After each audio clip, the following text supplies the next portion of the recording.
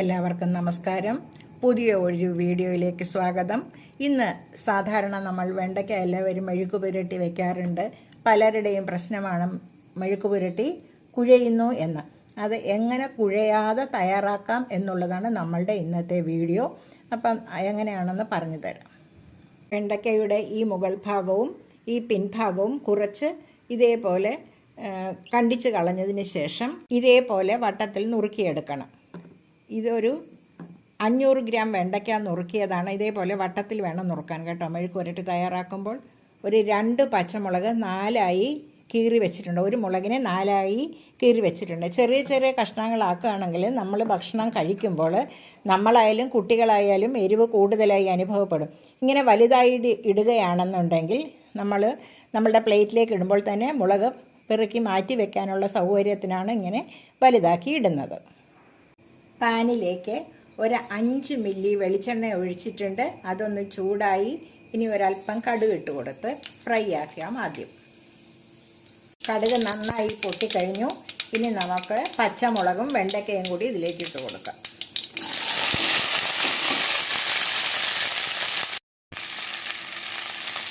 ഇനി ഒന്ന് നന്നായി ഇളക്കാം.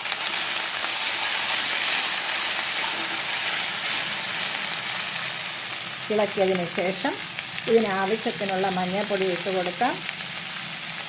പാകത്തിനുള്ള കല്ലുപ്പും കൂടി ഇട്ട് കൊടുക്കാം. കല്ലുപ്പിടുന്നത് അത് പതുക്കെ ജലാംശം വന്ന് നന്നായി വെന്ത് വരാൻ വേണ്ടിയാണ് കേട്ടോ. വെള്ളം ഒട്ടും ഒഴിക്കേണ്ട, സിമ്മിൽ വെച്ചിരുന്നാൽ മതി.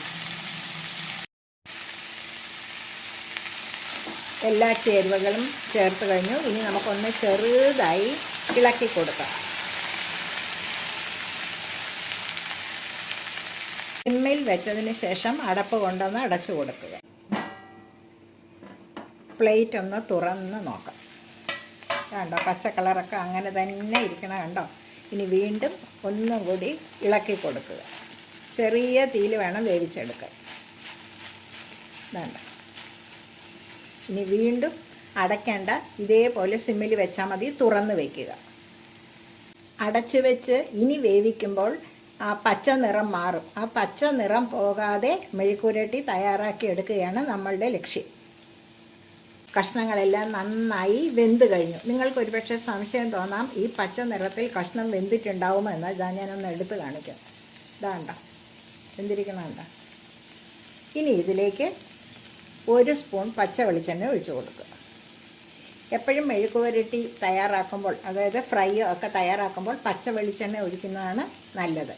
അപ്പം നമ്മളുടെ രുചികരമായ വെണ്ടയ്ക്ക മെഴുക്ക് പുരട്ടി അല്ലെങ്കിൽ വെണ്ടയ്ക്ക ഫ്രൈ തയ്യാറായി കഴിഞ്ഞു. എല്ലാവരും ഇതേപോലെ തയ്യാറാക്കി നോക്കുക. ചാനൽ കാണുക, സപ്പോർട്ട് ചെയ്യുക, സബ്സ്ക്രൈബ് ചെയ്യുക. എല്ലാവർക്കും നല്ല ഒരു ദിവസം ആശംസിക്കുന്നു. നന്ദി, നമസ്കാരം. Thank you.